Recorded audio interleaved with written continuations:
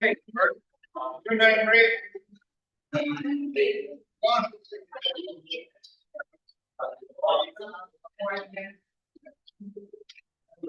I got all of your reading, please.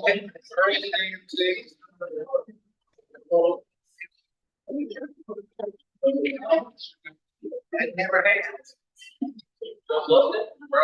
Yeah. I won't love them.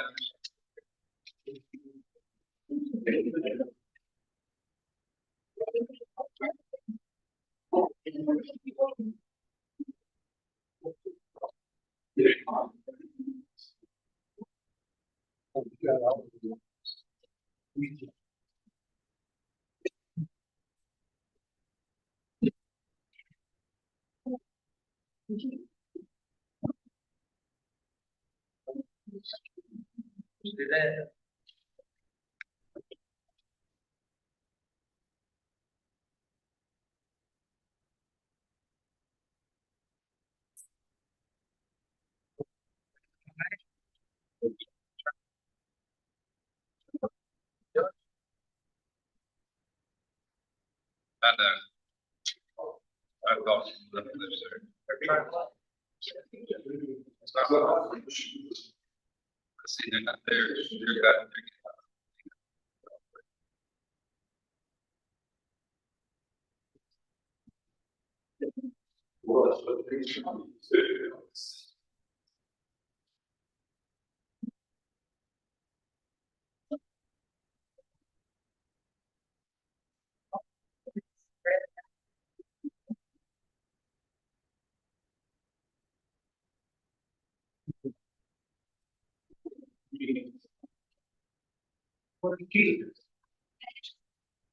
Yeah.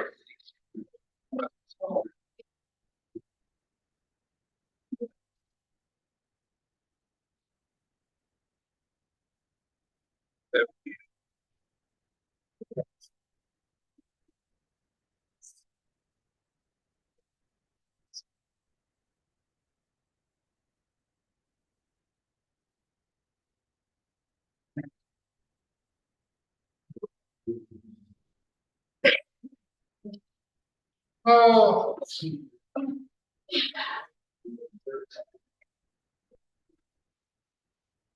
I'd like to call this meeting to order. If you have cell phones, please silence or turn them on vibrate. If you'd like to leave at any time, please do so quietly. To all families.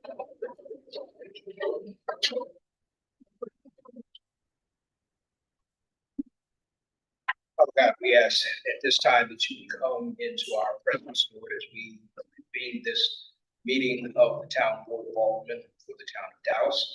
God, and that you would help us to make reasonable decisions as you have set us as the stewards for this town. God, we give you all praise, honor, and glory, and we thank you right now. Just have your way. In Jesus' name, amen. Amen.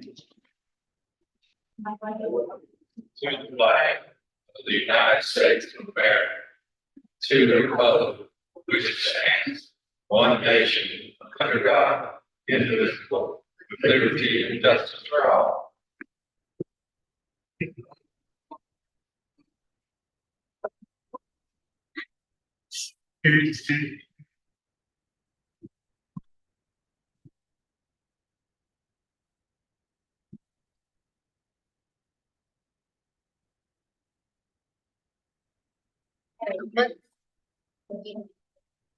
Let's start with the approval of the agenda with additions or deletions. Does anyone have anything? I'd like to add to the agenda to discuss writing a letter to DOT. New business E. I would like to pull from the consent agenda number B, May storm damage.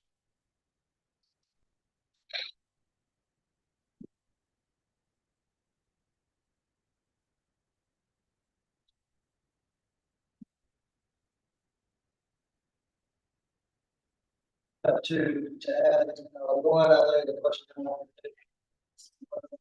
Article. And also the whole business and just was.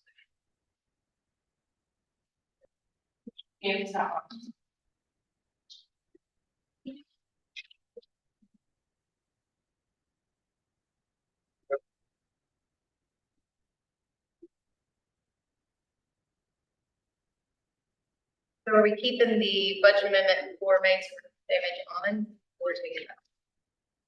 Alan asks scratches. Which one now? You want to talk about the, I want to talk about, I want to just pull that, talk Well, about. pull it. Okay.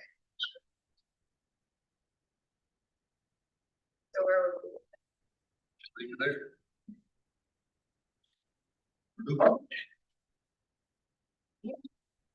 what else? All your right. All in favor? Any opposed? Approval of minute, May 14th, regular meeting minutes.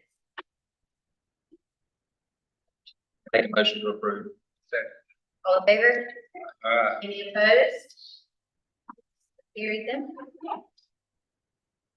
Now's our time for recognition of citizens. You will each have 3 minutes to speak. Just state your name and address. yes, on the sheet. Yes. Yes, forward.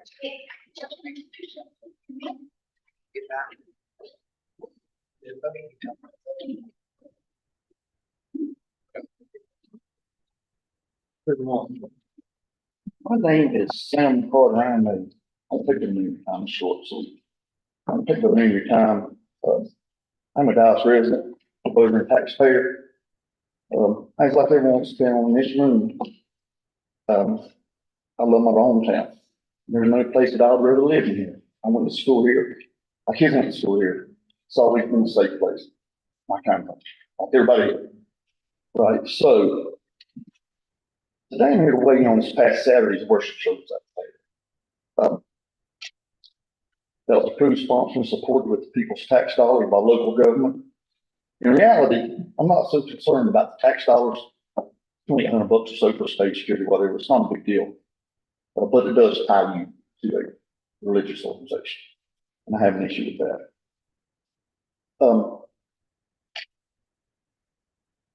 The term separation of church and state is not mentioned in the Constitution like many people think. I always thought that. It's not either. But the term from our founding father, Thomas Jefferson, did form the term law of separation, which in turn means that government will not encroach on religious views, and in turn, religion will not be encroached on government, which does have a flavor of that. One would assume that our local government would have been a little more advantageous in their decision making regarding this, and potentially opening up the Pandora's box. A temporary feel-good moment now has all the ingredients for a permanent issue. In close, remember, all religions and beliefs, no matter how popular or unpopular, have now been invited to the party. Keep in mind for that next summer's worship services, when you just can't say no to everybody. Thank you.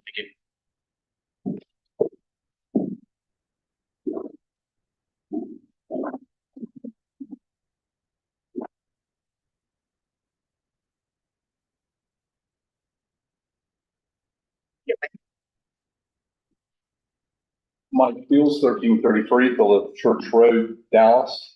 I would like to bring to the board's attention, something most of you are not old enough to remember. 50 years ago, this July the 4th, the Vietnam Memorial on the Port Square was dedicated to, excuse me, all the people who lost their lives, in Vietnam from Dallas. And of course, we have all the other monuments, but it's a milestone that has been here for 50 years, which doesn't seem possible. Also, in regards to concert Saturday night, I would say that the attendance was great. The setup was great. The town employees, again, did an outstanding job. I think Alex and his group and everybody else with the way they're setting things up going forward, and the communications are excellent. I'd just like to mention the fact that with Dallas getting finally some new police officers coming in, I think that's a great step forward. Hopefully we'll be getting a lot more in the next few months. I know it's a long process. And I also like to again commend all the town employees If you ride around the town always looks great. Anytime there are problems, whether it's with the electrical, anything with the street or whatever, it's handled in a very prompt manner. We've got a great fire department, rescue squad is tremendous, and just want to say thank you. Thank you.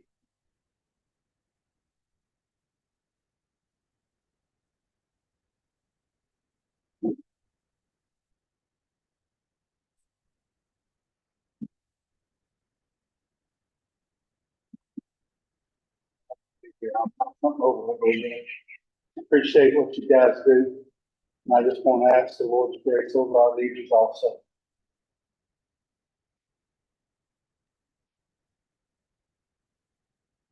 Father, your word says that the king's hearts are in your hand.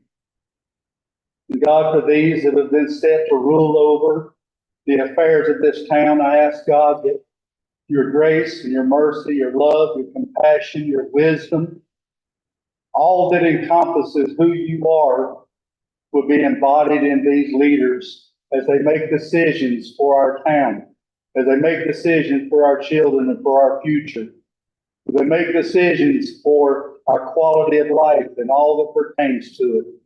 And Lord, that you would just give them wisdom beyond their own, God, that wisdom that descends from above, that's peaceable and bears the fruit of righteousness. And we'll give you the honor in Jesus' name. Amen.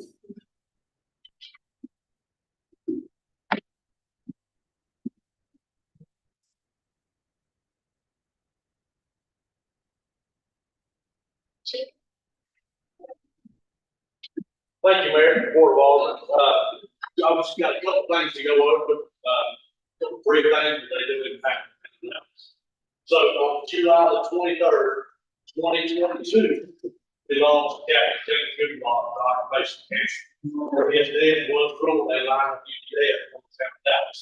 So with that being said, on June the 21st, 2024, over just a couple of weeks, the Carolina Brotherhood bicycle ride will be riding into Dallas in James' honor. So this Carolina Brotherhood, they ride all over North and South Carolina annually, honoring fallen firefighters, police officers, and EMTs who died in the line of duty. So they will be honoring James on Friday, June the 21st, 2024, at the fire station. So I've already communicated with Captain Fleming and Rob, Chief Walls through email. So Dallas Police is going to pick them up as they travel from Iredell County, coming into Gaston County, coming to Dallas. They'll be at our fire station for about an hour. We're going to invite James's mother and father, his wife and kids. So hopefully they'll be there to be able to greet the bicycle riders. It's going to be a somber time because it brings back up the passion of Captain James Goodball. But with invite anybody who is listening, who wants to stop by, they'd be an honor to have you there. Just to greet the people. There's going to be about 50 bicycle riders. And well, 30 bicycle riders and about 20 to 25 support staff. So if y'all want to stop by, please feel free to do so. What time did you say? They'll be there roughly 11 o'clock. So the itinerary says 11 o'clock, but it's already not saying the same. It won't be before 11. It'll be 11, between 11 and 11. But please go. So a couple years ago, they went to do the town of Dallas in honor of Corporal Travis Wells from Master. So they did come to the fire station because we just got a little bigger venue to be able to support all them, but they're coming back to it again. I hope they don't ever come back to the town of Dallas, but I would like to invite you to do it. So my next thing, just a couple weeks ago, Chief Walls, Chief Wither from the rescue squad, Assistant Chief McAnutt and myself met with Mr. Frank Beats and some of his staff. If you remember his name, he is from the Veterans Services of Gaston County. So we sat down at the fire station, had a very good meeting, and we have secured the Veterans Day parade for this year. We are currently working the route, which the route is close to pretty much set. On that day, that'll be Monday, November the 11th. They're wanting to have a parade starting at Eagles and ending right out here at the stoplight. So when we end at the stoplight, the reason we're wanting, he's wanting to get there. So if you want to participate in the event here that day, you'll turn left to come here. If you're not wanting to participate, you can continue straight or turn right, and the parade will be over. Now, last year they had between 150 and 175 participants in the parade. So that parade is gonna be fairly large, fairly significant parade. We can handle it for sure in the town of Dallas, all of our performers. So don't be alarmed there, but we did secure the parade. He was very happy that he met with us and was able to do that. Because just prior to our meeting, Western City called him and invited him to one of their meetings to get the parade, and City of Belmont also called him. So the town of Dallas was able to secure that. So it's gonna be a huge event, for the town of Dallas. We're looking very forward to having those guys here. What time does it start? The parade, it'll be early in the morning, like 10 o'clock. Early in the morning, I got you. Early in the morning. Are you gonna close gas at the streets if people park out there? That's correct, yes, sir. So obviously, between all the departments, electrical, public works, police, myself, the rescue squad, we will coordinate that, but it's our thought process to close gas and street, and obviously every street between here and Eagles for the parade. So yes, we will be having that mapped out, and once we get that mapped out, we'll provide a map to, the town, and Sarah, and send that out to all the officers. Chief, I have 11 o'clock on, is that wrong? Yeah, but 11, okay, maybe 11 o'clock. I knew it was early in the morning. We'll just confirm, well, 11, It's in 10 or 11. okay, we'll just confirm it. Yeah, I've got it wrote on my notes that I can be able, I've let the notes up. But it is for all, Okay. All right, I'm not gonna be there. Right. yeah. Okay, the last thing I've got, I want to give you a brief overview of, the May 8th storm that we had come through here. So, this is something we done back in January at the localized flooding here in our house. So just a little bit about the storm response and recovery that we had here. Obviously, the Weather Channel and local weather had been watching that storm for a couple of days developing, and we knew it was going to be bad. We just didn't know how bad it was going to be. So Zach, if you don't mind. So, and this is just a very brief overview of what kind of occurred that day, and then what all the resources we had here. This is not a large, presentation on everything that took place, so that would take some time. So obviously, the electrical department, we had a townhouse electrical department, we had Spartan Tree Service here, Mackie Tree Service, Howard Groves was here, and then the next day, the city of High Point and the city of Rocky Mountain sent Howard to assist us. All right. So the electrical department, and some of this may have grown or may have increased from the time we talked to Willie and Son. So during the storm, we had about 70 holes in the roof. We had 6 transformers that were damaged. They used 100 spans of wire to repair the services, and 32 cross on off of those telephone poles. All right, sir. So operational staff during the event and immediately following the event. The electrical department had 48 people. That included the off-site people coming in. Public Works had 7. The police department had 5 officers. Fire department had 20. The rescue squad had 8. And administration, 7 is what we've got. I'm sure it's probably looking forward to 7 by the as the night went through. So it's about 95 people total that we had involved in all this. All right, sir.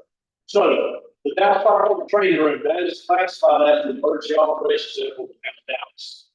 Assistant Chief Mack took it up. He was the incident commander for this whole time of it. Real briefly about that. So when a storm comes and it starts to impact the county 911 system, they go into what's called storm protocol. So when they activate storm protocol, what that does is that's supposed to signify to every fire department, you send one person to the fire station, that one person manages that local fire station because they quit setting pagers on. They quit notifying us of calls or events through our paging system. They send it out through our telephones. So somebody has to keep a track of everything that they're sending us through our telephone, and then we have one person that is on a separate radio channel that are dispatching our units to the events throughout the town. Now, structure fires, motor vehicle accidents, stuff like that, car wrecks, they're still gonna dispatch us. But all the non-severity calls, like trees down, power lines down, those come through our phone, they go to the protocol. So Mac and Knuckles are an instant commander for the event.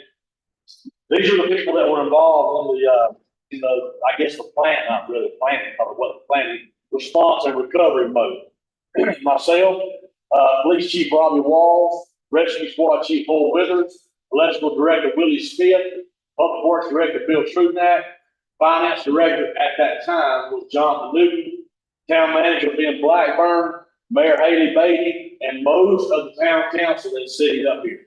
Now, periodically, we had more people rotating through, but that's all the people that we saw that stayed there for a span of time. All right, sir. So Nixle, this is something that's very, very important to the town. We talked about this several different times. I don't know what else to do to try to push this message out. It's been in the power bills. It's been all over our social media, our Dallas social media. So Nixle will send out multiple times to update the community prior to this event occurring. And this event started about 3:30 on that afternoon. So Nixle has been attached to the National Weather Service. It will automatically push out weather notices through Nixle once the National Weather Service issues those events. So when you see that come through your phone, that the National Weather Service has issued a whatever, that automatically comes out through Nixle. If you click on that link, it'll take you to the National Weather Service Facebook page so you can view what kind of watch or warning is going on. So that way, we're not having to worry about sending, we will send out critical messages through Nixle. Absolutely. But Nixle, we've got it set up now to where it'll automatically push those things. All right, sir. So the weather siren. That weather siren was activated as soon as the tornado warning was issued for Gaston County. We were standing in the Beta Fire Station. The tornado warning came through. It was affecting Cherry, but y'all saw, you probably know how fast it got from Cherry here. So the earliest warning we could provide is what we tried to do. So that weather siren is only activated for a warning, obviously not for a watch. So it was activated by myself as soon as the weather warning was issued through our communication center for the town of Cherry. So that weather siren was activated a second time right before the storm struck. So it was pouring down rain here, and they reissued another tornado warning. So that was the second time that weather siren was activated. And I think it done its job because we were watching people around when that weather siren went off. Some people started coming out just to see what was going on. Because that thing, we haven't had a fire siren in several years. So when something like that goes off, it should draw attention, which is exactly what it did. And we started receiving a couple of phone calls to the fire station when what was going on. All right, exactly.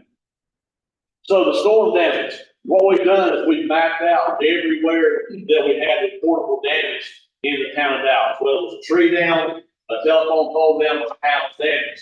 So if you can see, we had very few events below Trade Street or south of Trade Street. Everything occurred north of Trade Street.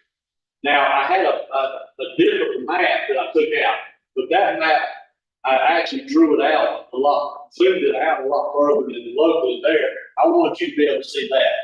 But when the National Weather Service said there wasn't a tornado that come through Dallas, very, very possible.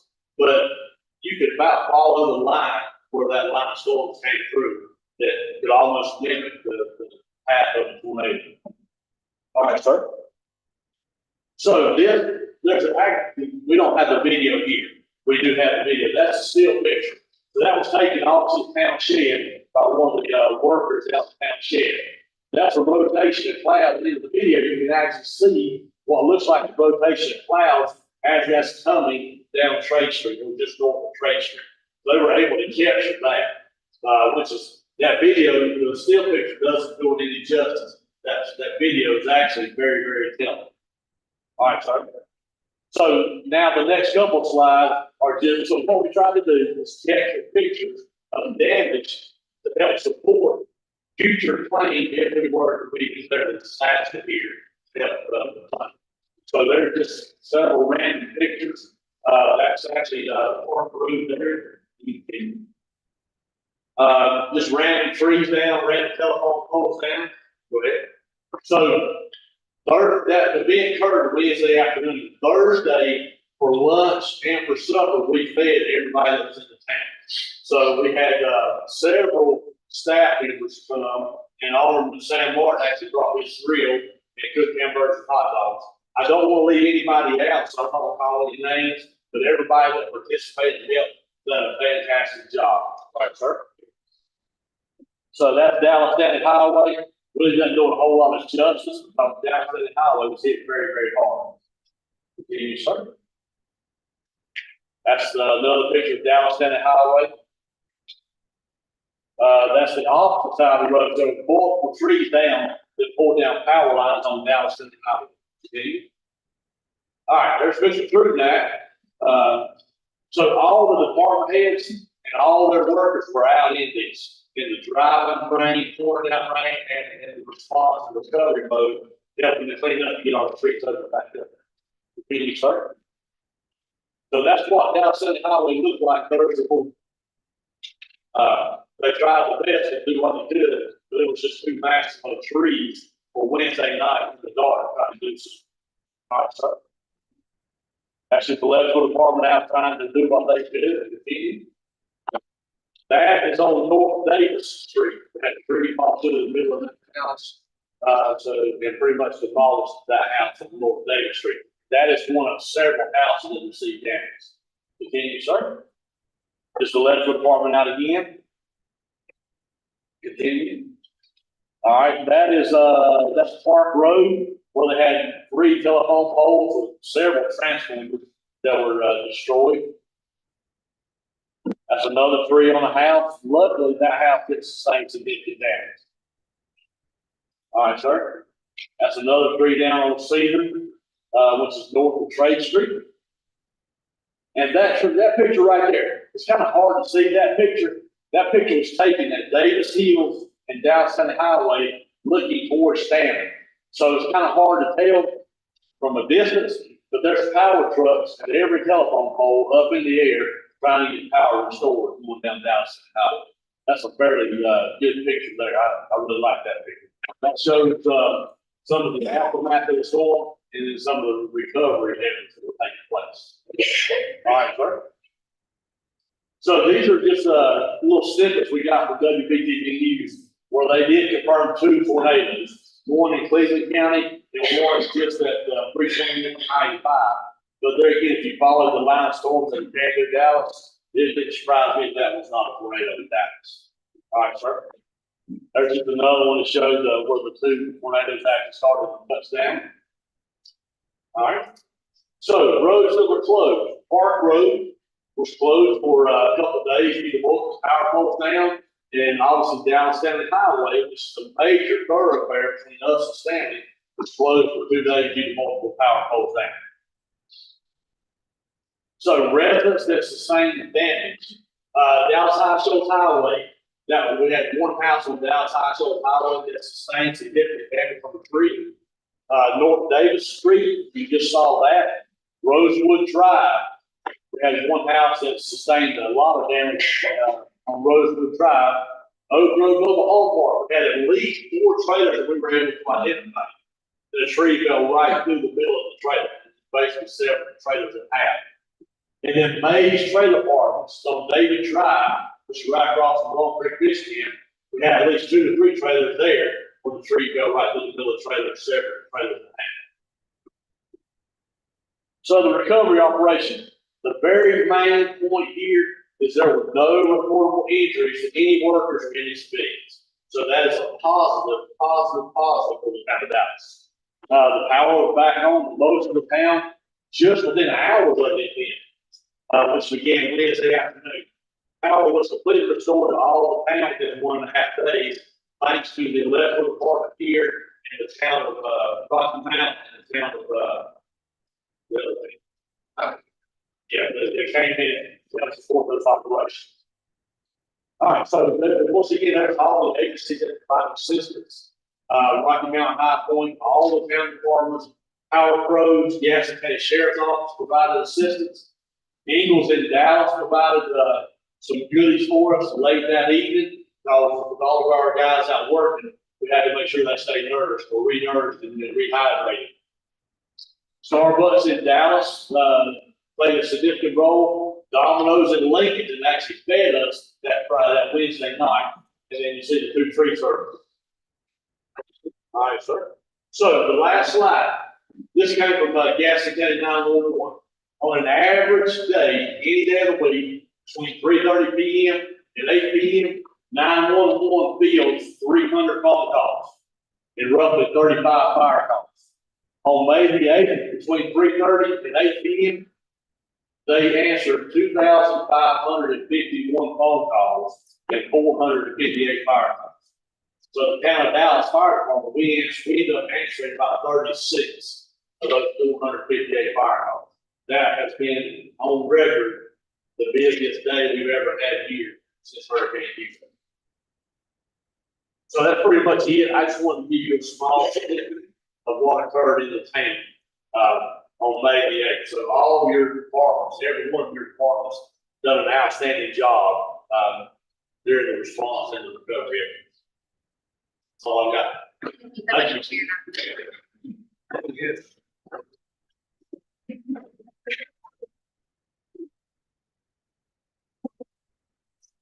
Moving on to the consent agenda. Chief, really thank you for that information. That's great. Absolutely. Budget amendment for the electric true up. Yeah, there's two items on the schedule, we have one for the special true up.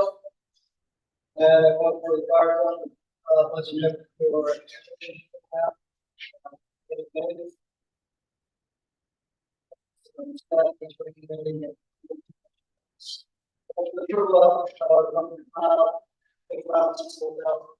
It's coming in to get transferred to capital reserve, that's what does, that's. And negotiators, for knocking down debt. Only for elections. Do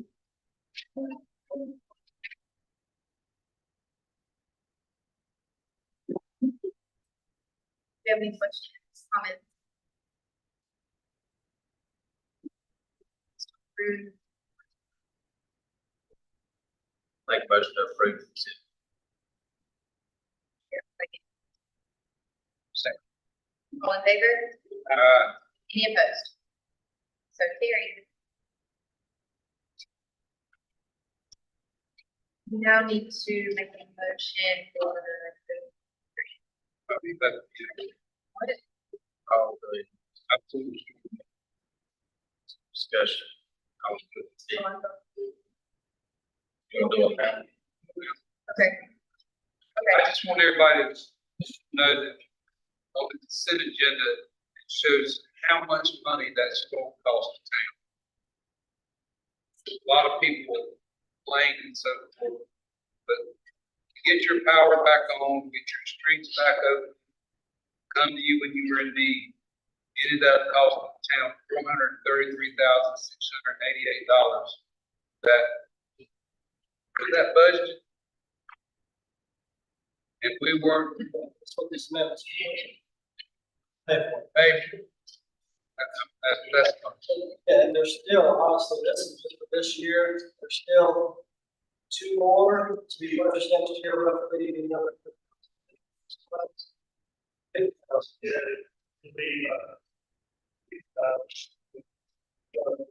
So a lot of folks think that, I've been told this, that, well, FEMA's going to pay us all this money back.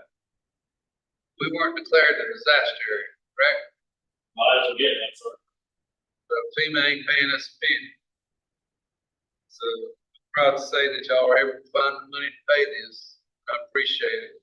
It's a town citizen. You wouldn't be able to find the money to pay for this if y'all didn't take care of the budget. Thank you. That's all I have to say.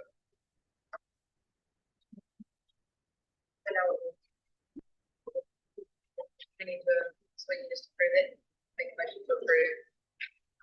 Make a motion to approve with item B added.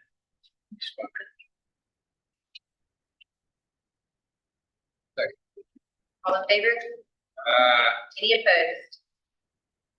Thank you. All right, moving to public hearing. On the budget ordinance, and motion vote. Make a motion that we go into public hearing for the 2024-25 school year budget ordinance. Second. All in favor? Any opposed? Do you have anyone here to speak for the budget?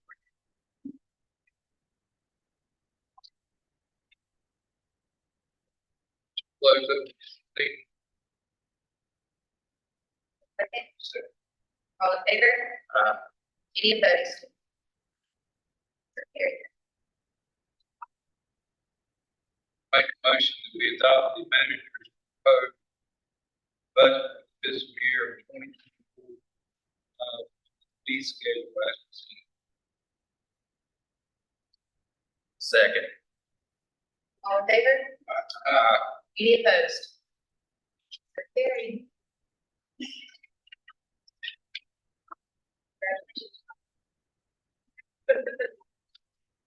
All right. Where's the, what, got stepped out of office.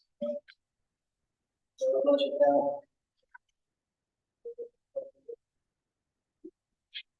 Look forward to it. Good things are gonna happen. I know it. All right, moving to old business.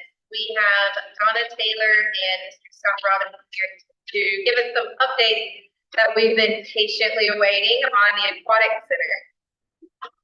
Well, we're gonna divide it up a little bit. First, I may approach with maybe this.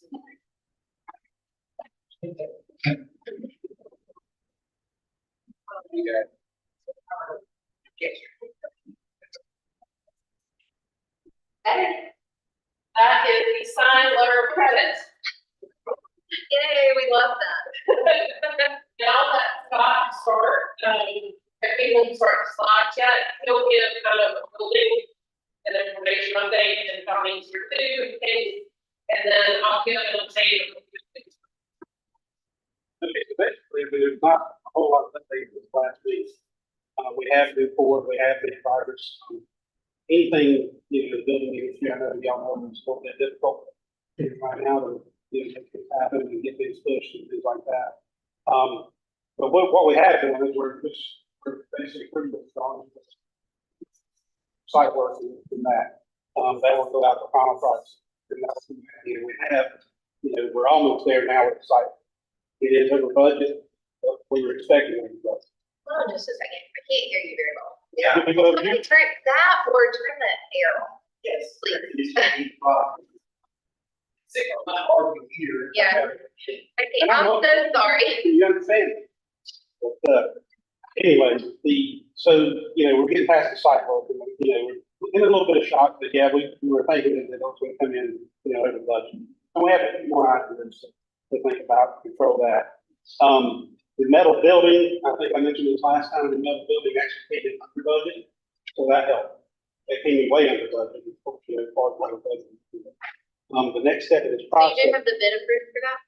Excuse me? The bids there? For the metal building. Yeah, for the metal building, we've already paid the partial. Okay. We haven't, paid enough to have it delivered yet. We're trying to be prudent, on how we do that. What we're waiting on now, and we were told, I think earlier this week, we're waiting on 100% drawings, and then everything goes out to bid. Okay, once everything goes out to bid, that's usually about a 3-week to a month process. But after they get all the bids back in, they compare them all, choose the contractors, and then they'll be reaching back out, probably for what would probably be items or things like that, depending on what everything comes in. And so that's the next step. We're expecting to have the 100% set of plans ready, maybe by the end of this month, if not the first week of July. And that's been a little bit of a delay, but there's reasons. Did you talk about Donnie and trying to save buildings? Oh, and I did not tell. Yeah. We redesigned the fan bills, to figure out exactly how strong we got the buildings, the grading is all around it, parking lot shifted around it, made it part of the south building, across the walls. Maybe. That works out probably better, but it pretty ways because it'll allow the secondary to next future. So both buildings are protected the same, they'll be very. So one of the delays in moving to the next step was allowing Johnny time to accommodate the town of Dallas. And so we can work with the partners to preserve this. Well, we appreciate you accommodating very much. Good partners. Thank you, thank you. So then is there a graded bid for that? You have to, They're gonna look at it in the end because the rate has changed, so they want this. Very good. but all of that will be done then hopefully by the first week of July altogether. The grading, and then the first week of July, is when we get 100% plans for the building, which is the mechanical, electrical, plumbing, everything will go out to bid. We've got the structure, and we've already put a deposit down and secured that cost. Okay, secured that structure. But we don't have, everything inside the structure, and what's, really going on. We have a budget, and, so far we think we can hit that budget. And we, of course, got the money in the bank. And so we're feeling good about things. We're just ready to make it happen. And it doesn't seem like it's happening quick enough. And it's like you go, and you're like, man, we hit a little snag. Can't go forward until we have the site stuff done, and so, and trying to all work together. Nobody's gonna tell us what they're gonna do next step until we cross that hurdle. Right, so hurdle one was the letter of credit, check. Yes. Next is 100% site. Yeah. So, The site's done. That would go out for reading. okay, so read it. Final bids on that. Okay, and then still waiting on just the inside of the Just the technical plans. The technical part, technical yeah, plan, and that will be July first week of We've July. actually got the, I'm sorry. I interrupted. We do have the 75% set already done, so it's just moving from that. This one goes quicker. We've got 75 to 80% plans, and then it goes to 100. Okay. So that's the next step, and then it goes out for bid. And then we'll know, how quickly we can. It takes a little bit more time than what I realized. And the cost of cutting out that piece of property that is going to be for the town as the buildings, is that going to cost the town, or is that going to be? The only part that the town is responsible for would be the space associated with preparation and recording of the plans. So the piece of property that's going to be cut out is going to be basically given to the town. I don't know about. I feel like that's what Ms. Taylor was saying, as far as being a partner, they were willing to give that back, and that's why they had to lay out. Has it been approved by the board? we have not, I don't think we should. We didn't even have the final images of it. We had had a meeting last night, I couldn't approve anything with my board until I had images in front of them. Would be some activities. I don't see any reason why we couldn't work together. I don't know. So- But I can't speak, I can't say it because I didn't have the actual drawings to go over. We want to be the parties. I don't want any confusion. The 1st of July, the plans that will be ready then, just a site. No, they're ready now. Okay, so the technical plans, Technical plans have been done. I know what you mean by technical. You got to do your final wire drawing. Those are done. Okay, now we're gonna get to the 100% set of plans, which everything's done. It just got to be approved and put in for permit. Okay, we have waited and held off to get bids, probably, the subcontractors until those are ready. Saying that's going to be first week of July. That's when we're supposed to have those plans, yes. Thanks. Right, just as happened before the number of patios, everything has to be added. We are finding that out. So it's just, are there any other questions? So what happens, sorry for silly question, what happens after the 1st of July? Then what? Okay, after the 1st of July, okay, then we'll start the bid process. We'll, you know, our general contractor will start submitting, you know, out for bids. And that's bids on every single part of the process, besides the middle building part.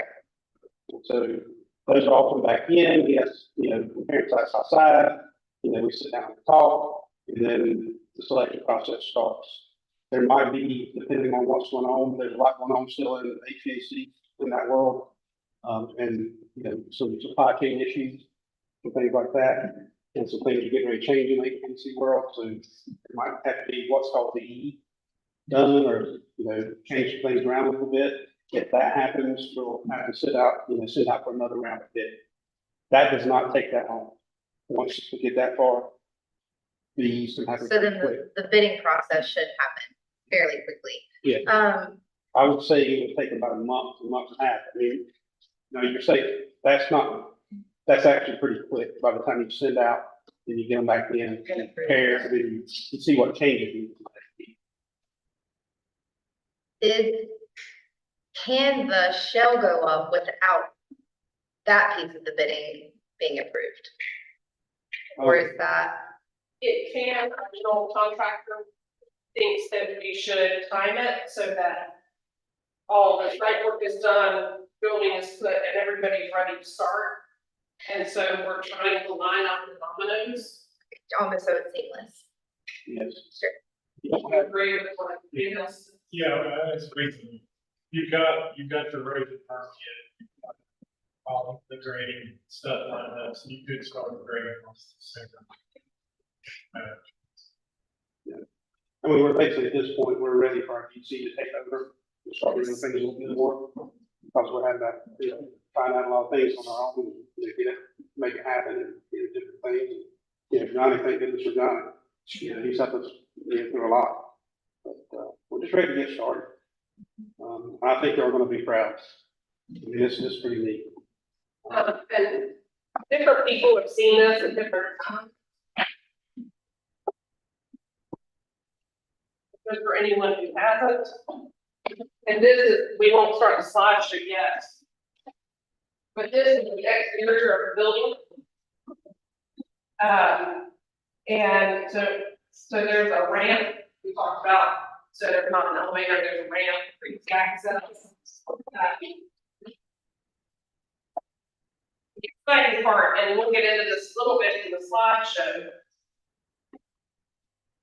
is this is like the pools that you see at the Olympics. The Olympic crowds are coming up. Say 50-meter pool. There is not one indoors west of Charlotte State Ground. And it's coming here. This is a revolutionary programming pool for lessons and therapy that has the 0-degree entry where people even in wheelchairs can roll right down in it. It is 25 yards. I don't know, I go to pools all the time and you do too. I don't know where I've seen another 25-yard program. It's revolutionary. When you see everything we're already doing when we get our facility, you'll see why we need this much space. It's also got all of this. This is the upper level. This is all spectator seating, so they can watch swimming down here. People will pay admission to come and watch movies. People will also be here all weekend long from Friday afternoon till Sunday night coming to these meetings because this holds over 1,000. You're gonna make those chairs reclining so you can take a nap while you're waiting the 5 hours for your child. Well, so the good news is, if you want that. Oh, I don't want it. I don't have. You can sponsor. I don't have a swim child. I have an acro child. Or hopefully the people will come to St. Provision or. Just 5 minutes. I've been to Atlanta and spent 4 days for my son to swim about 2.5 minutes. And we do it all the time, don't we? The exciting thing is, about this, in other counties and other places, they realize this is getting ready to happen. You know,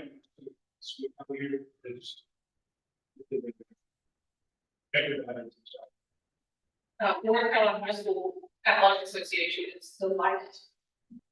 Would the building, the front of the building be facing 321? Yes, It'd be facing 321. it will, and you will only be able to see the top of the building where the logo is, right, where the bird is. You'll see, if those trees come down to the fence line, you'll see most of the building. It's, the grade of the property kind of slopes up. But this building's so large, all it's gonna be cutting back, filling the front on the 321 side. So you'll be able to see the entire. It's gonna be a dramatic. Thanks. Over 34,000 square feet on the block. So it's huge, and if y'all don't mind indulging me for a minute, I want you to see, because we talked a lot about this, and we even talked about this in our meeting last night. We talked a lot about the building, we talked a lot about the leadership making it happen. But you'll get to see what we're doing every day, it's quick, it's just a couple minutes, you want to start it? Sure. That's outside the building, and so we will have, access to the front of the handicap. This is Triangle Life Center in Perry, and it's very similar to this. Big scoreboard like that, that's in Greensboro. You just see how many people are there, how many ads on the other side, and you think about the internet impact.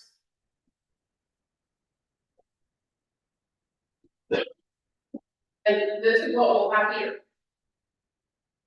And then we can create more champions like those kids we had in Gaston County this year. Even the adults like myself go to these. They have vending machines for swim equipment. So we'll have some of those, and you see their TVs. We partner with Community Foundation. First Horizon has given us grants for lessons for underserved populations. We're working with Gaston College. Natalie Tyndall and Tyndall Ford and Tyndall Subaru have sponsored programming for us. We do veterans and first responders, bike training. That last week we had firefighters on one side and we had adult learn swim on the other side, all going on at the same time. Those are some firefighters from Cramerton and Charlotte. That's what 0-3 entry looks like, where you could take a wheelchair right down in. Those are our adult learn swim instructors. That's where we start. People holding on to the side, learning to blow ups. Then you learn to kick and relax. That's 3 different lessons going on at one time throughout your week. And then you get relaxed and you learn to float on the back. And you end up with liberation. We're working with children now, we're providing a lot of swim lessons, and you can imagine, with the tragedy you all have here, and those are our lifeguard lessons. We've been giving lifeguard classes, as well. With the tragedy you all had here recently, I've had over 30 kids contact me for swims.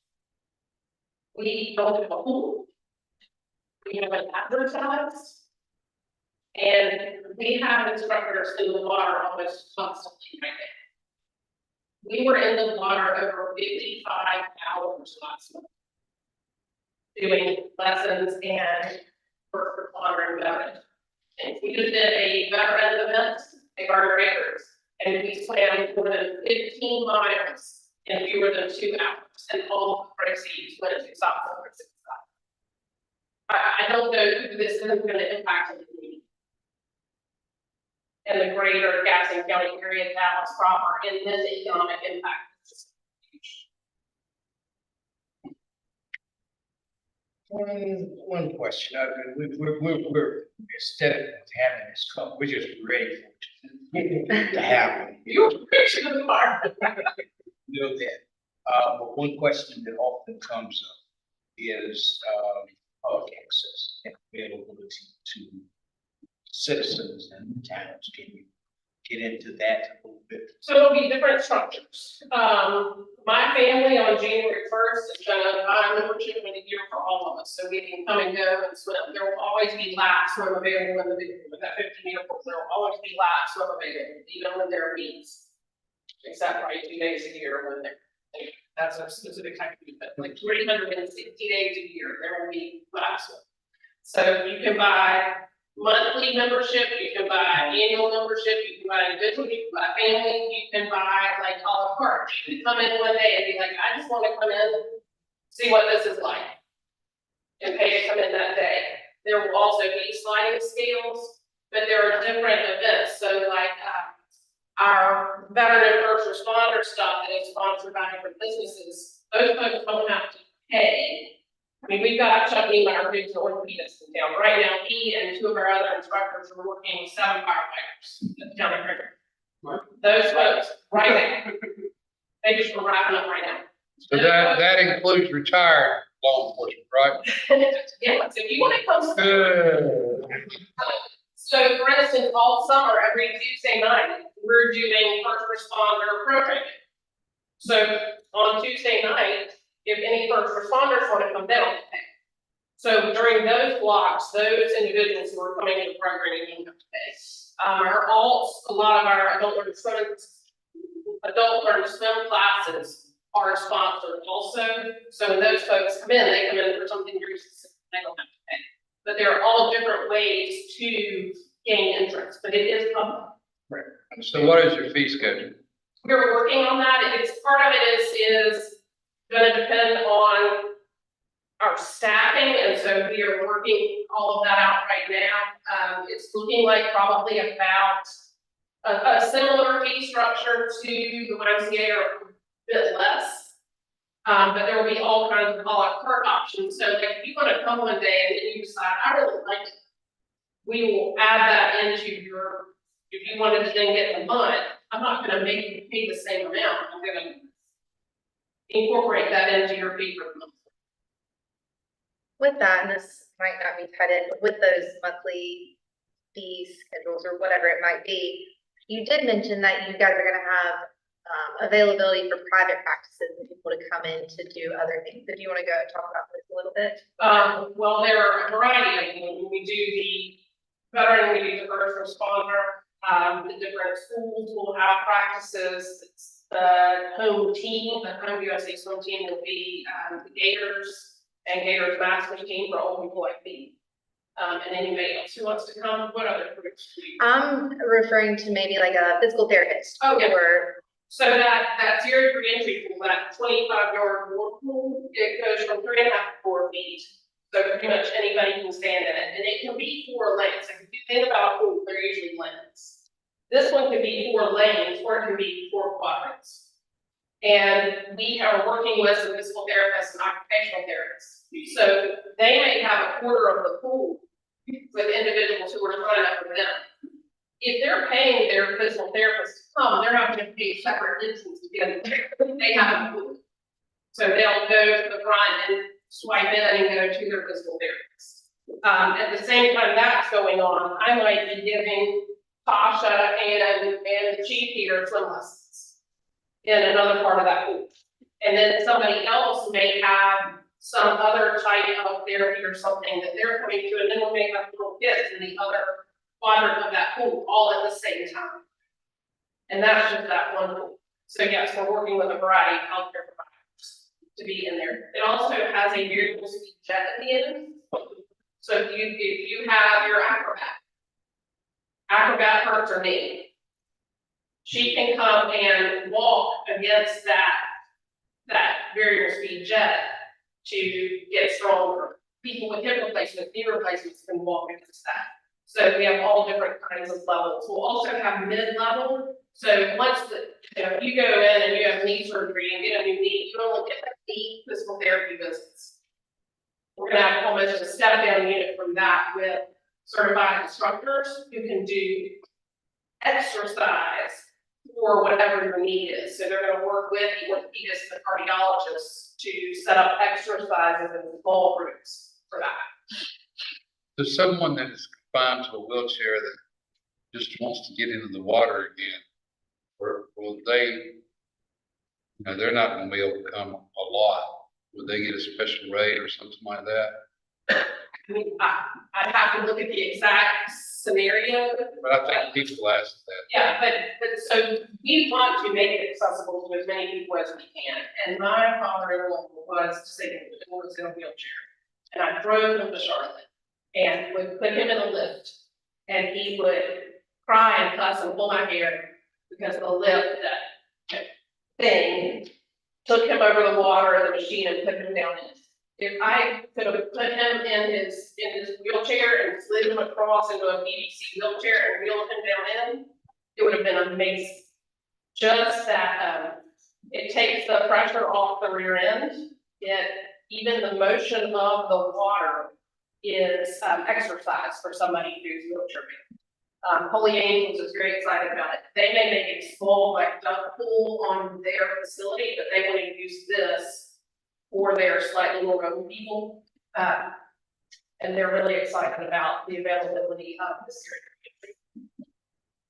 There's nothing like it. Any other questions? Because I don't want there to be lingering things that people don't feel or explain.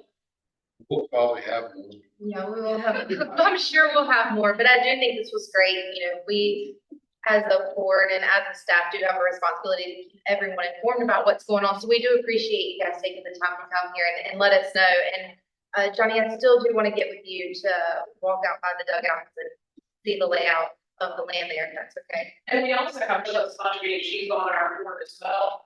And just as a point of reference, when I talk about adults, I talk about the instructor point of view. What do you think it is? So for, I have been in the water, but the lesson, so it was a random week with Donna, and I heard about the swim lesson, and at first I was nervous about it because I grew up with the anymore. You know, we go to the beach, we go to the that's it. So it was very liberating to learn how to swim, to know that I can go under the water. I told my students, I'm not as nervous or scared to get in the water anymore. And that's something I could add on to my kids, because I come from a generation that nobody's swimming, we always have to remember, nobody can swim. So the impact of me is totally different from the people that I've been through this all these years, just because I know that these family bonds that have been keeping us in from out of the water will be eradicated. So to be able to push this, the support for this, transformation is amazing. And it has definitely touched my life. And there's always people, we can be out various places and people always like, oh my gosh, I want to learn how to swim. And you have that you want to do it when you're not in the water. It's something different when you get to the water. But again, there's some amazing instructors that have the patience of, I don't know, I have kids, I don't have patience. But they are very patient and understanding and will work with anybody to get them comfortable in the water. And you move at your own pace, opposed to being pressured to push to do something there. So, both from a professional swimmers, they can speak all about that. For those that just learn how the impact of what this class is going to do, just saving lives. The education component is saving lives, because that's what we need. Our kids will go out and jump in water, right? They can't swim. They could be a negative outcome. This will help save lives. I'm excited. And I have one, and the mayor knows of this child. And I started with her last week, and she is 3. And she is very curious. She has very extreme ADHD, has trouble following instructions, and she's 3. Let's be honest, I've had 3-year-olds. She came into my backyard and got ready to just walk into my. She is now, after 3 lessons, to the point where she can go to the bottom of the tree, retrieve a toy, and safely get back to us. So that, yes, it is something I can choose. We also want to change. Great. Thank you so much. Ms. Taylor, I do have something. Do you guys think that our next board meeting will come back with more updates? That's the second week of June. It's July the 9th. Would you like me to stay and cut with Mr. Newton and go over Yeah, I think that's great. what we have and all of that, and see if you want us to come and, Yeah, sure. or whomever? Okay. That's We'll stay great. in touch. All right, Thank you, guys. All right. Okay, moving to new business. Let's start with courthouse rental, discussion and town hall position. Take over that. So when we, moving it on to the budget, there are a new position. Currently, we have nowhere to put said person, so we need to be voting on this, we discussed before, about potentially some small stuff upstairs. And so this is what was discussed before, because from July 1, we'll go to you're looking for a clerk, so you don't want to hire that person when we go. So we're thinking of potentially doing planning downstairs here. But the discussion is to come about weddings. Museum comes over and rents the facilities, and that's fine on the day. But the biggest kicker would be the weddings, because from our staff's perspective, I'm not sure what to do, but usually we all do that. So, Do they use all the offices or just that one big office? not sure, Sarah, maybe a lot more than I do. It depends. Most of the time, it's just the, there have been.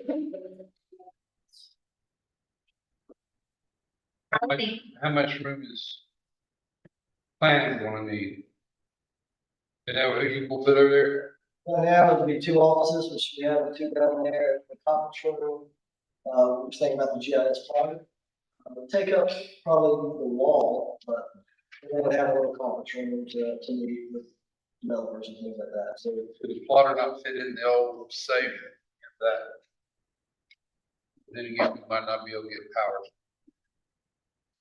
I think the thing with that is if we have planning, whoever else downstairs, there could be confidential information that we don't, that just needs to be safe and locked. And I don't know if public need to be, have access to it in any way. If that's the case, how much do we make on this a year as far as the use at the wedding venue? We rent it out how many times a year? To my knowledge, we had roughly 4 weddings, 2 last year, 2 booked this year. $200.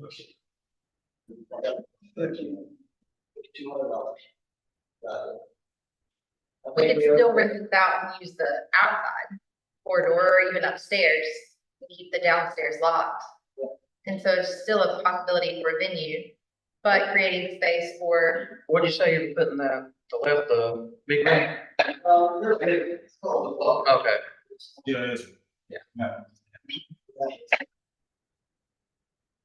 Isn't there, in the Chief Buckner room, isn't there a safe in there? Yeah. Let's walk to the right. Oh, where's the safe? Site is in the conference room, Safe's in the conference. this full, Full of what? all the stuff that was taken down, is downstairs. Safe. Can you still lock it? No, it's, Right, it's about the plotter, it's right in the plotter. Oh, I don't know if it's wide. I mean, it's, I mean, you keep the confidential stuff, stay in the 2 offices across the way.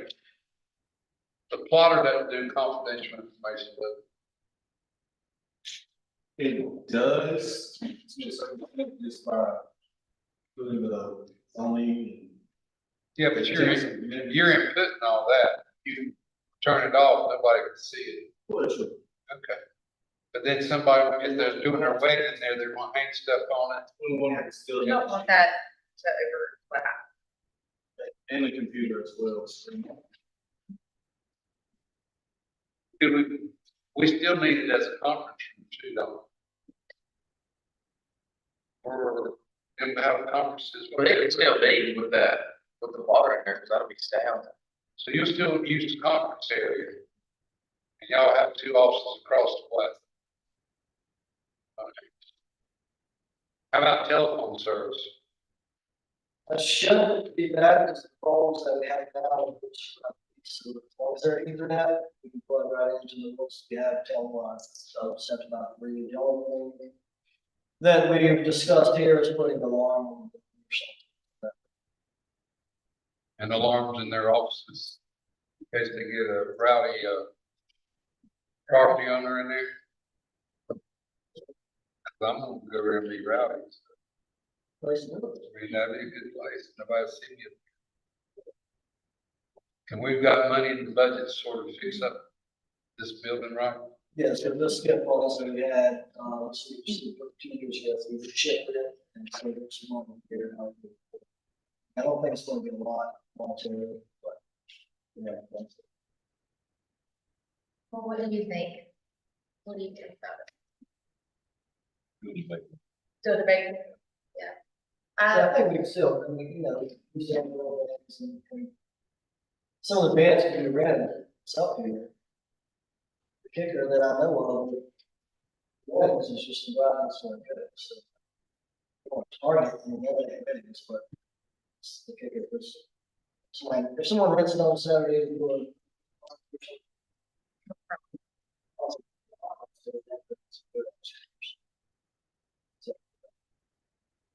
Yeah, but by the time you take them rooms away, only thing you really are renting at that point is the grounds. And for the bathrooms, the only thing you'll ever need to come in. Or renting up here, we're still renting this up here, right? So have we talked to the museum about transferring the bride over there to see if they've got a space for the bride? And this was just. That's a possibility, the jail, the possibility. Tom's office. We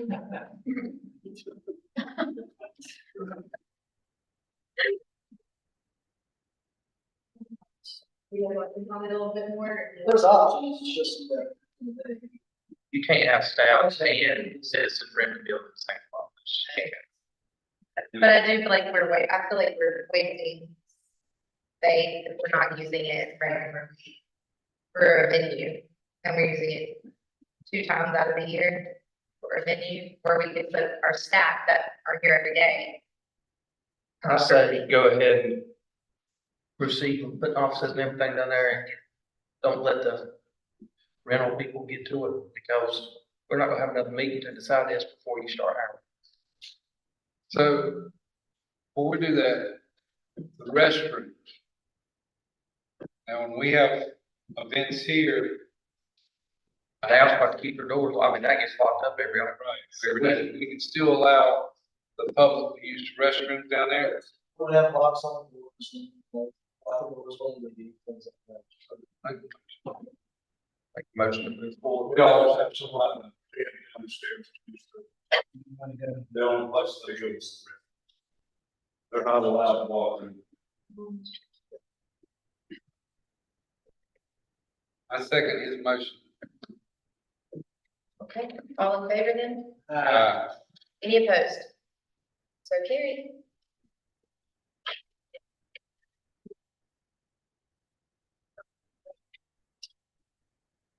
These are Mr. Blackburn.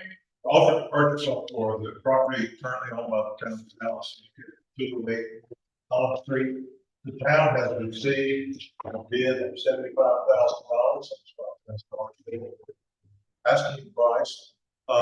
Staff would ask the board to entertain advertising that for upset, to begin the upset bid process. Once it's advertised, someone has 10 days to upset that bid. But it's not, it's presented back to the board for consideration to accept it. I'm obligated to accept it. It's your decision. is it 10% or 5%? 5%. All right, I make a motion that we proceed with advertising the purchase of, I lost it, 208 North Holland Street for $75,000, is that correct? It is 75,200. That's correct. Okay,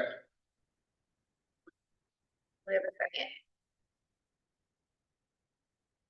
right. Second down here on the end. All in favor? Any opposed? Moving on to the pep rally waiver. Anybody have a- I gotta say something. Okay. The pep rally Pep rally. waiver. Who's doing this? This is Pep rally.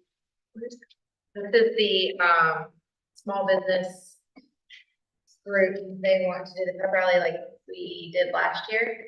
And they want that fee waived because they're doing it for North Gaston, one of our schools, and I think that it's important for us to. They're also gonna bring Wednesday, Friday, I believe. Are they? They talked about it.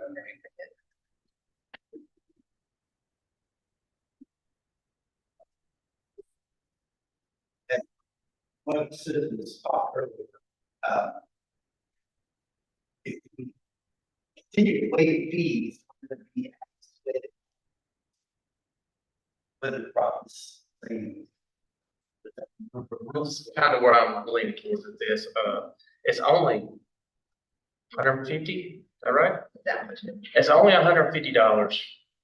And it comes down to, and how do you decide who you're waiting for or not waiting for, which we have no guidelines for that. We just, our decision, so next month, whoever comes out, I want my fee waived, then you say no, and they'll be like, well, why would y'all waive it for this group of people? I think it's a good, I think it's a good thing. But I don't know how many people are members of that group, $150, not much money. And I hate to be the one to. I think to that point, to your point, and Ms. Ricardo, your point as well, that stands true. You Fees do are, for one, you do I for mean, all. fees are kind of there for a reason. If we're not gonna charge them, we might as well just give everything for free. And we would definitely be in trouble with, we waive for church, and then we Correct. waive for popcorn football, or whatever else might come. So, but if we're gonna waive, we should wait for it. Not.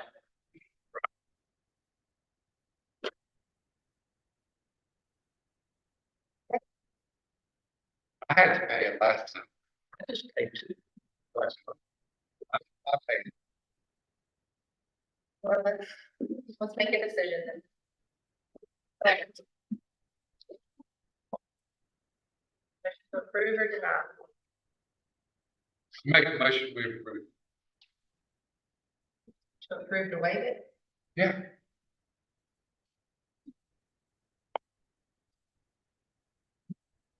Yeah, that's what I said. Are you saying to approve to waive it? Yes. That's what I said. Okay. Do I have a second then? Okay. So then we just leave it alone. So now what do we do? So if there's no vote, and we just scratch it off? We haven't had to do that yet, so I'm still learning. Just explain to whoever is in communication with them. I'm on the board, well, I'll go, Paul goes, Little Earl goes, Jonathan, Don. you'll say it? Okay, Jonathan will take care of it.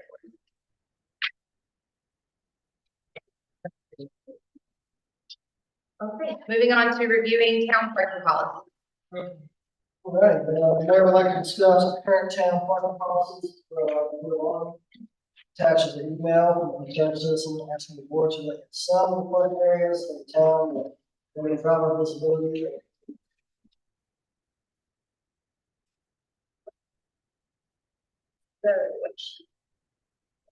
Captain Flynn is here to address any. Has staff had adequate time to study this, look at it, and see if there are any answers to the lack of being Just, able to see far enough. well, just so everyone knows, let me give you an update on, what we're looking at here. Requesting that the town reviews current parking policies, specifically on street parking at intersections. Currently, marked parking spaces are available up to or almost up to the corner of some intersections in town. Some examples would include the intersection of College Street and Trade Street, the intersection of Church Street and Gaston Avenue, and the intersection of Robinson Street and Gaston Avenue. Parking in these spaces limits visibility and creates potential hazard. Also, there are marked spaces adjacent to some driveways on Gaston Avenue. These spaces also limit the visibility of drivers leaving their driveway. Just as a citizen, I have noticed that it is hard to see from where I'm coming from out from North Holland. It's hard to see there. It is very dangerous, and a lot of these places that are listed here are dangerous. So if staff could look at that, maybe come up with possibilities, yeah. I looked at that, it's been a couple of years. I drew a plan for gas to redo all the parking, moving away from the intersections, deleting spaces that are between, a lot of driveways where you have visibility issues. And I did try to get bids to lock down and repaint all these truck points, and no interest spot. So me and Jim Bill discuss it, who he uses to do his strike and see if we can do it that way. And a big package, these small strikes have to do it. But I've done all gas, rework all the parking spaces, move spaces around the leading spaces, do close to intersections. Maybe appropriate all seconds at the intersection. So Between Gaston, between Main and Church, where you talk about Gaston. Trade, where the spaces, okay. Yeah, I'm just saying, no big trucks have it. Yeah. Church, yeah. The biggest spaces fire. That's probably it. Yeah. Just ran the finish. I don't see it. Somebody give me a price. Church and gas in that truck parking in a long shot where you can't see. Problem gas in the mill truck park, you're supposed to see. And there looks There was signage included. Has the signage been put up either? Okay. And I think that most people are familiar with that area of College and Trade Street, and I do not. On very rare cases do I go there, because if you're trying to get on trade off of College, you not see up the street. It's very dangerous pulling out here. So I would agree with the fact that some of those parking spots on that corner need to be. Most of these we're talking about has got a stoplight. Already got a stoplight, but there's no College and there's no light there. And that is where the main problem is, that where the old car wash is, you can't see to get out. Yeah. Not in no time, and unless you pull out and get in. Some actually But these others that turn right on red, that's the problem, some of them. But this one, they don't have no alternative to stop and go. The thing about it is that we have this big parking lot that the town is putting in right uptown here.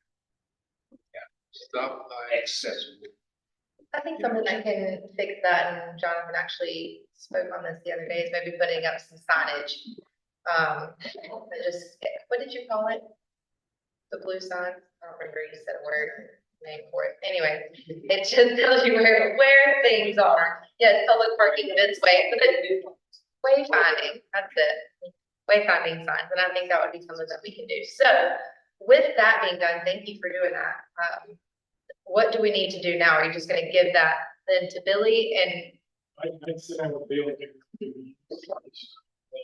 I talked to a big parking lot. They said that's too big for them. They don't want to get out the road work. They'll do parking lot, then stuff. Yeah, because there's insurance. So We may need to bid it, subscribe to a service that does national bids. We may need to bid it like that, just to get somebody big enough, that big street stuff. Bill, do you have? All right, Do you so have to have a we vote don't, on this? I don't suppose we need to vote on it if it's already done, and then we can move forward. Yes. Well, Jim, I think Oh, this is a non-budget. Yes, well, I don't see it happening before energy. Well, I don't know, but I'll be next year. Well, we have to get the numbers. For that,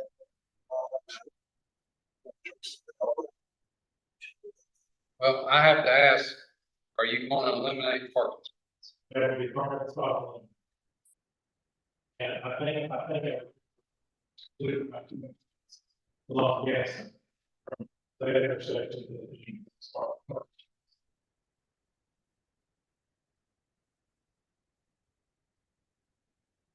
I can't come.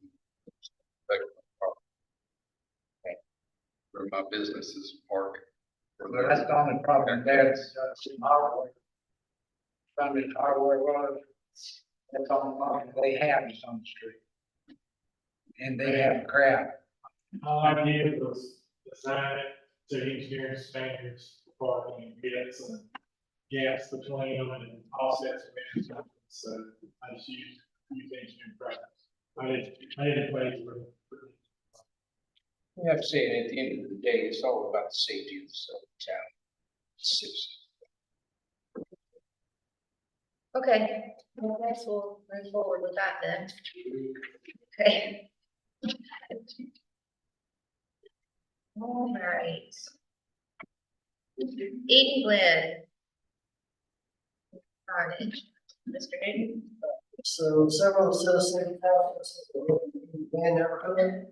I discussed the request of adding a no outlet sign.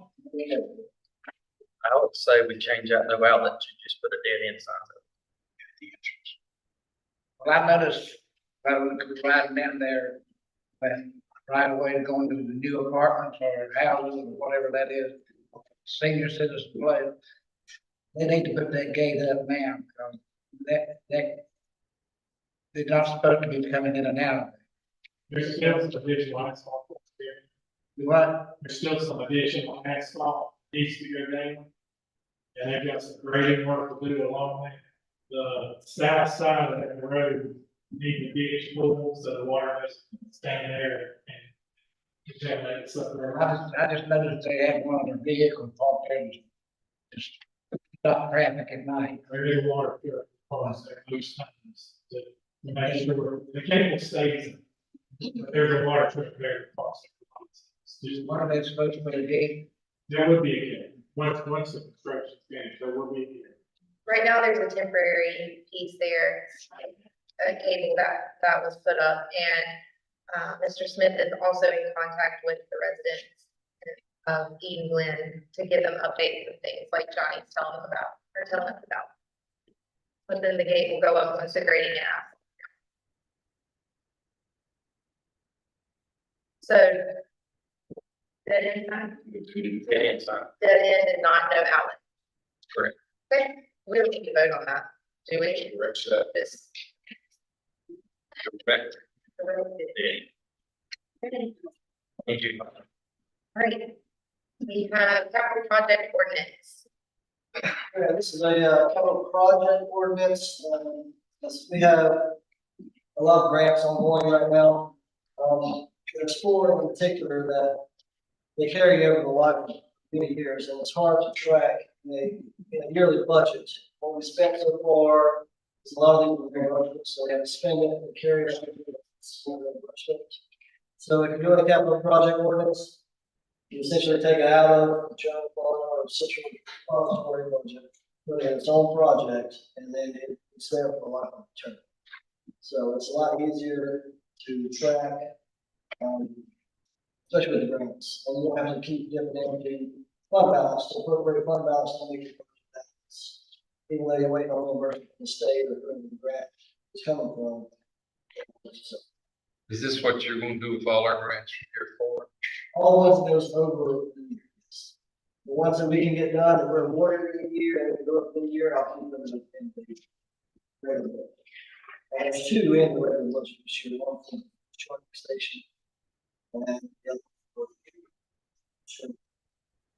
What about the burying the lines out here along Trade? You can get a grant for that. We have, we've not got everything, all of it, so that will come back as a project. So for now, you have the porch man, $840,000, that's $1.2 million grant. And $200,000 EIA and service, $150,000 wastewater, and then the $400,000 stormwater assessment. What does AIA stand? Asset inventory assessment. Great. I make a motion we approve the grant project ordinances for 2023-24. Second. I second. Got a second, Danny? All in favor? Uh, Any opposed? Okay. Last on the list is write a letter to DOT, Mr. Carter. Yes. We had DOT come visit with us, I don't know, 3 months ago, talk about traffic on Trade Street. And they sent 2 folks, and basically they told us they couldn't do nothing until they got an engineer. And they were supposed to, my understanding, they had contacted us whenever they could. Well, no one's contacted us, so they must not have an engineer, or if they got an engineer, he ain't called.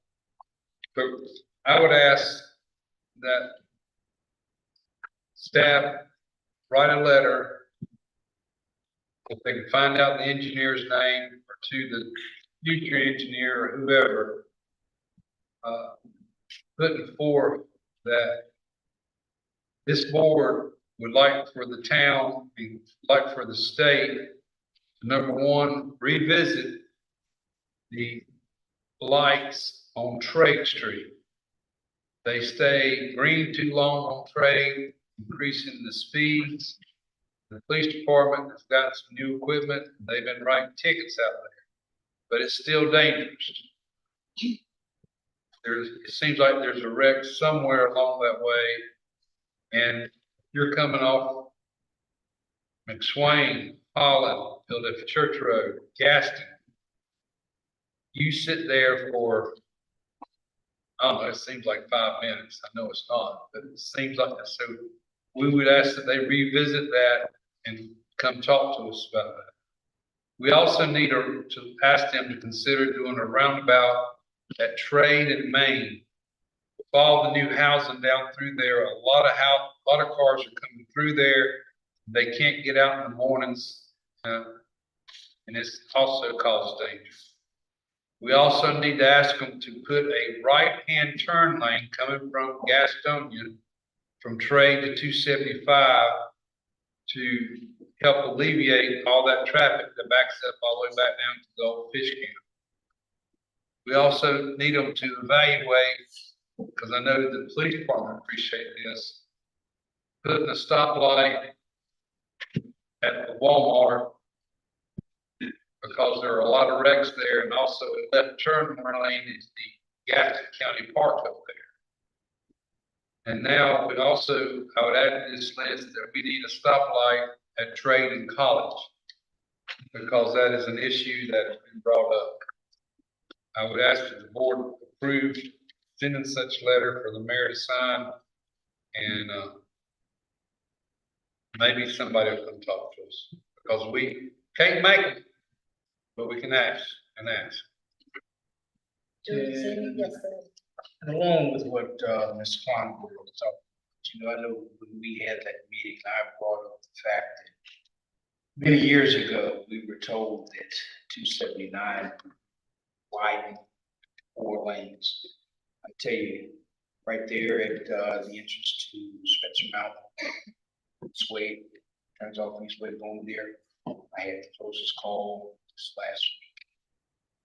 Coming up out of Gastonia. Yeah, that's where I want the roundabout, Spencer Mountain, Main and Trey. Is that what you're talking about? No, this is further back down toward coming by up from Dollar General. Oh, yes. Spencer Mountain Road turns down, eastway, it turns down into Spencer Mountain, where coming out, they have the left turn lane. There was in that turn lane. Coming up, car on the other side of that truck did not see me coming because it couldn't because of the size of the truck. It did not have patience to wait. Since driving, do sure. Right up. Thank God.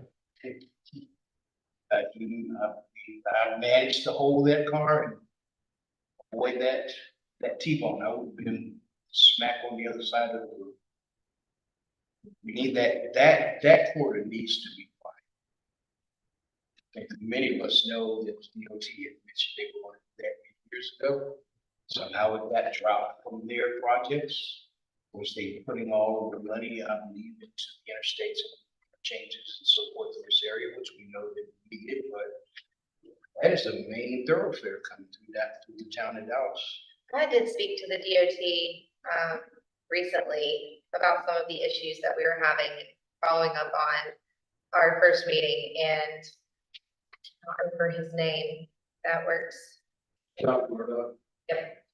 I spoke to him and he did say that we were supposed to have the widening happen and it's still supposed to happen. I don't remember the date.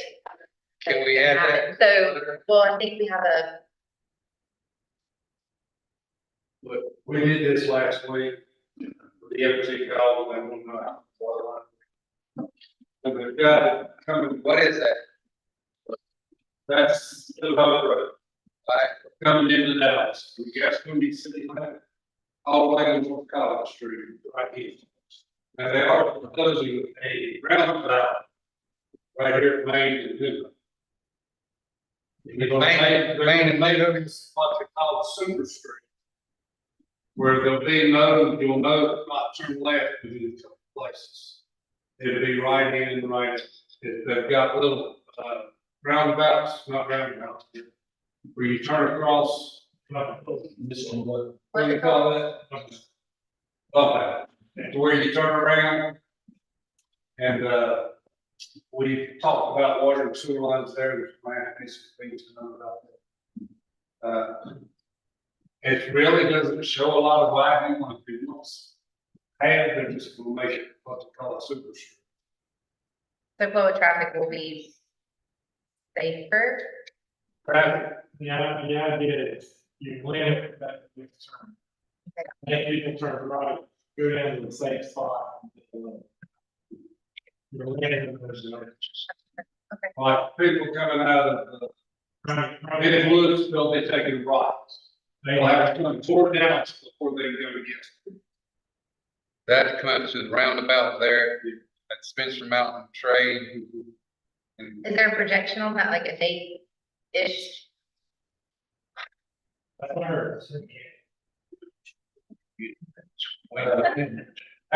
Actually, it was like, was it not third on the list?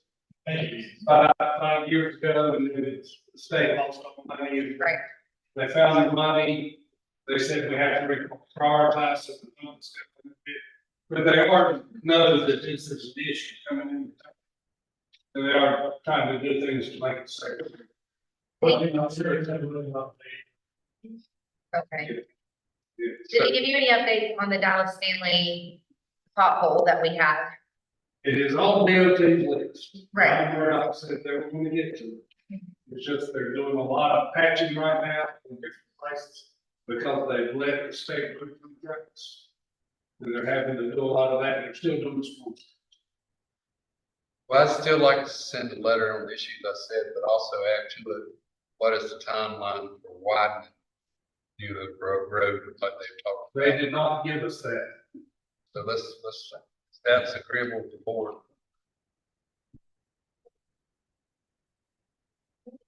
We have a motion. No letter. So make a motion to send a letter. Right, second, all in favor? Any opposed? Okay. Managers report. Two quick updates, on grants, grants we have the, I was just mentioning the capital.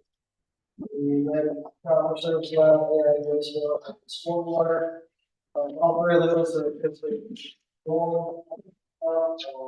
yeah, the stormwater's away this morning. And then this week, all that to start first and then do it when we want. So just give you a heads up that we have 3 grants going on and service line, wastewater, and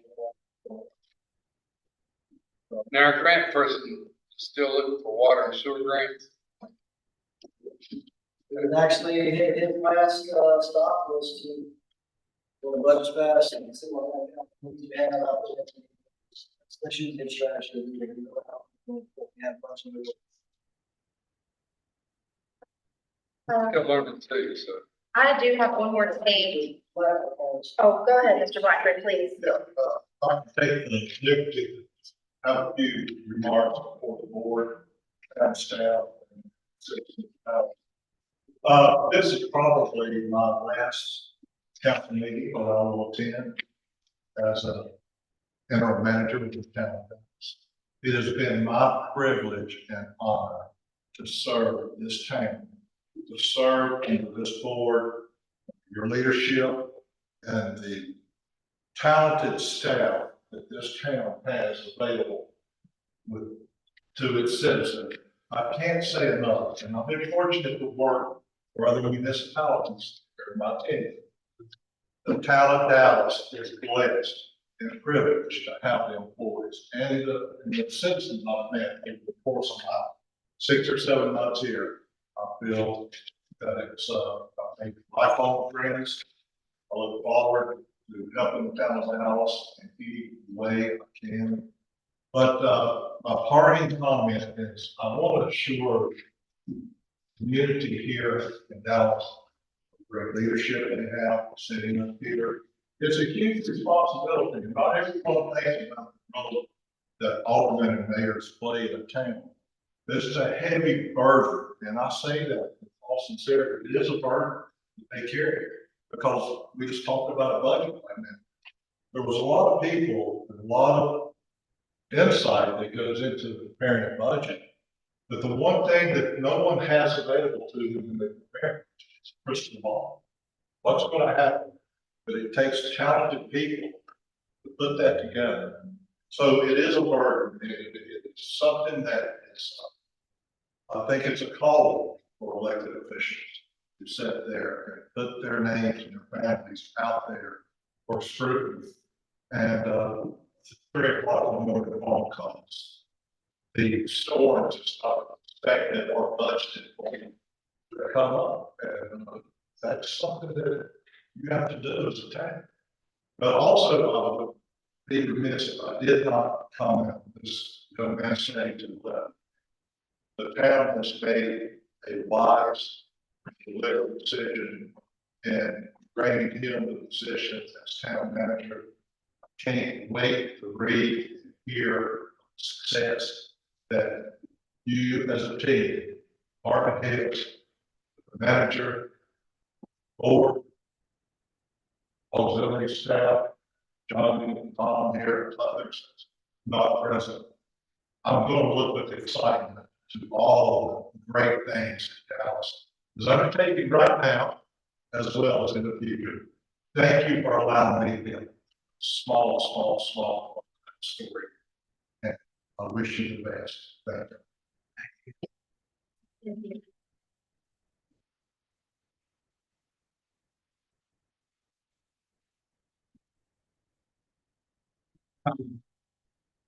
Ed Blackburn, president. I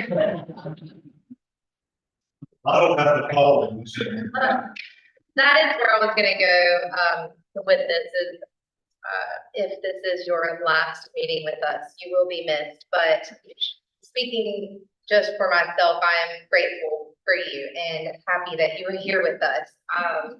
Personally, I needed you. And you gave me so much guidance and leadership and things that I will hold on to for a long time. So thank you for that.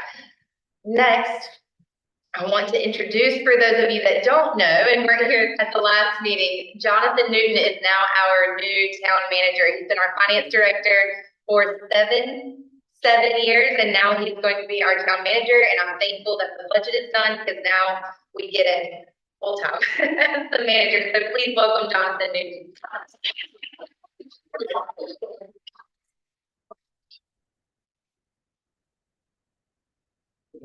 All right.